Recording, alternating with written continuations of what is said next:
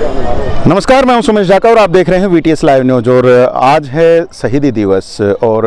अभी हम हैं चरखी दादरी के शहीद स्मारक पर और यहां पर हमारे साथ में चरखी दादरी विधायक सोमवीर सांगवान हमारे साथ हैं। आज अभी शहीदी दिवस के ऊपर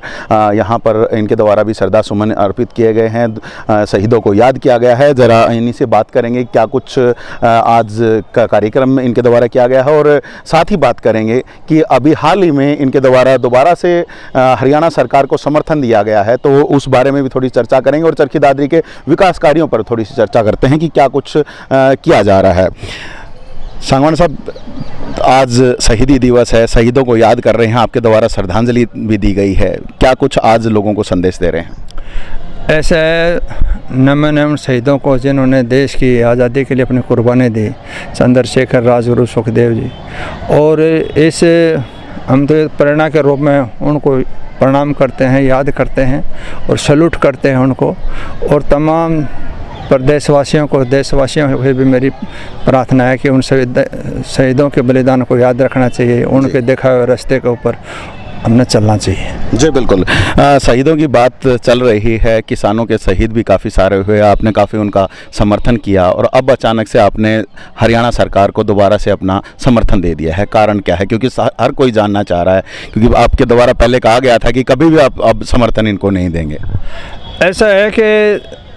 किसान आंदोलन चला, एक किसान के घर में पैदा है, किसान होने के नाते मैंने तन से मन से धन से 13 महीने तक लगातार संघर्ष करा और उसमें लोगों के काफ़ी उत्साह से, लोगों के त्याग और तपस्या के कारण सरकार ने तीनों कानून वापस लेने पड़े। उसके बाद में जब सरकार से तीनों कानून वापस हो गए और जहाँ दादरी के काम की विकास की जो बात थी, जो भी माननीय मुख्यमंत्री जी से मैंने कहा कि दादरी को चाहे जिला बनाने वाली बात थी, दादरी को मेडिकल कॉलेज की बात थी, दादरी को कॉलेज देने की बात थी, या पीने के पानी की सीवरेज की जो अमृत 2 जो स्कीम थी उसमें डालने की जो बात थी, माननीय मुख्यमंत्री ने सारे काम मेरे से कहने से कह रहे हैं, तो मेरा भी तो धर्म बनता है कि हम पंचायती आदमी हैं, एक तरफ तो बात होती नहीं, तो इसलिए हमारा भी धर्म बनता है कि जनता की सेवा में, क्योंकि राजनीति का मकसद धन दौलत करना, मौज मस्ती मनाने, राजनीति का मकसद ही सेवा है। हल्के का विकास, जनता की समस्या का समाधान हो, किसी के साथ जाति ना हो, जुल्म ना हो, तो उसमें सहयोग करे तो सरकार हमारे कहने से काम करे तो हमारा भी कर्तव्य बनता है। जो सरकार हमारे हल्के का विकास करे तो हमारा भी कर्तव्य बनता है, हम भी उसका सहयोग करना चाहिए। उसके लिए तो आपने धन्यवाद भी कर दिया था सरकार का, बाकायदा आप विधानसभा में अभी आपने उनको धन्यवाद दिया है कि चाहे यहाँ पर मेडिकल कॉलेज की बात हो, चाहे दूसरी चीज़ें, तो उसके बाद मुझे लगता है कि शायद सरकार का ये कार्य है कि हर जगह पे विकास कार्य कराए। और जैसे कि आपने जो कहा था कि हम समर्थन नहीं देंगे, और अगर किसानों की मांगों की बात करें तो अभी तक पूरी नहीं हुई हैं, अभी भी एमएसपी की ना कमेटी बन पाई है, ना वो जितने भी केस हुए थे वो वापस हो पाए हैं, उसके बावजूद आपने दे दिया है। ऐसा है कि तमाम केस वापस होने जा रहे हैं, लीगल प्रोसीडिंग पूरी होने जा रही है, तीनों कानून वापस हो गए, एमएसपी की जो गारंटी की बात थी उसकी कमेटी बनने जा रही है, तो अब कोई ऐसा कोई काम पेंडिंग नहीं है। दूसरी बात ये रही कि राजनीति की जो करनी है, कोई ना कोई प्लेटफार्म हर बार तो निर्दलीय तो नहीं हो सकता, लेकिन जो बीजेपी में पिछले 15-20 साल से मैं काम कर रखा है तो विचारधारा से जुड़ा हुआ हूँ, तो इसलिए अगर आगे भी उस दिन बीच में देखा गया कि किरण चौधरी के भी साथ आपके फोटोज आए हैं, वहाँ पे आपने उनके साथ मंच साझा किया है, कहीं ना कहीं अटकलें चल रही थी कि कांग्रेस में भी जा सकते हैं, तो अब वापस से, क्योंकि लोगों को एक बड़ा इस बारे में धक्का सा लगा है कि अचानक से वापस से भाजपा में आप पहुँचे ना, इसमें कौन सा धक्का? हर सामाजिक काम में फोटो किसी के साथ भी हो सकता है। आज से शहीदी दिवस मना रहे हैं, इसके साथ किसी के साथ फोटो उतर सकता है, उस फोटो का इससे क्या संबंध है? रहा कहानी है कि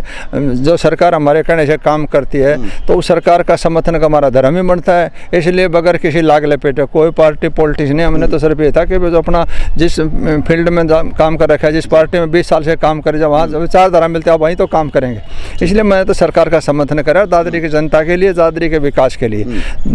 लोगों की समस्या का मिटने के लिए सरकार के अंदर हिस्सेदारी होगी तो काम भी ज़्यादा होंगे, स्वाभाविक। अब कामों की बात करते हैं, अभी मेडिकल कॉलेज सैंक्शन हुआ है, कब तक शुरू हो जाएगा? 3 महीने के अंदर ज़मीन की लोकेशन देख के कौन सी जगह सरकार फाइनल करती है जो भी करके, और 3 महीने के अंदर प्रोसीडिंग शुरू हो जाएगी। लेकिन आज तक तो पहले वाला जो सरकारी कॉलेज खोला उसी की ज़मीन नहीं हो पाई है। हमने तो 2016 में 350 एकड़ का प्रस्ताव पहले से दे रखा है, वो रोके नहीं हो गया, हमने तो कर रखा है, हमारे में कोई दिक्कत नहीं आएगी। ठीक है, और दूसरे कौन से अब आप प्रोजेक्ट्स को लेकर के आ रहे हैं? क्योंकि अगर जैसे अभी आपने कहा कि तराई तराई कर रहा है दादरी, जो कि सीवर का पानी हो चाहे पीने का पानी हो, दोनों के लिए पूरा दादरी परेशान है, तो अब उसके लिए जल्द से जल्द क्या समाधान है? ऐसा है, फिलहाल तो एक बार टेम्परेरी व्यवस्था करनी पड़ेगी, लेकिन इसका समस्या का परमानेंट समाधान जो सेंट्रल गवर्नमेंट स्कीम है, पिछली बार अमृत 1 थी, अब की बार अमृत 2 है, वो सेंट्रल गवर्नमेंट का पैसा है। 1500 करोड़ रुपये आया हुआ है,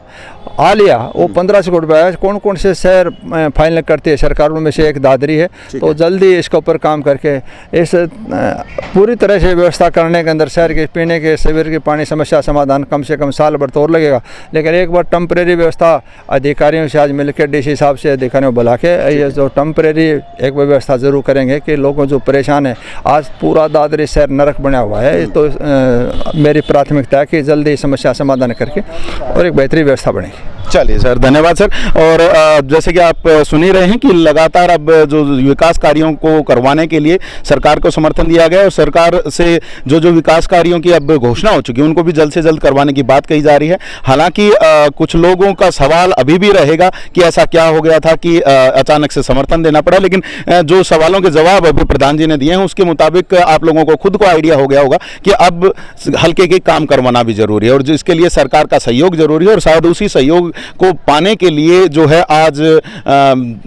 सोमवीर सांगवान जी के द्वारा जो है वो समर्थन वहां पर दिया गया है। तो लगातार हम भी आप तक जो आगे की जो अपडेट्स हैं वो भी पहुंचाते रहेंगे। आप हमारे चैनल के साथ बने रहिएगा, देखते रहिएगा वीटीएस लाइव न्यूज़ को। अभी के लिए बस इतना ही रख रहे हैं, आने वाले समय में जल्द ही कुछ और नई इन्फॉर्मेशन के साथ आपके साथ दोबारा हाजिर होंगे। तब तक के लिए आप मुझे दीजिएगा इजाजत। मैं Somesh Dhaka, VTS live news के लिए।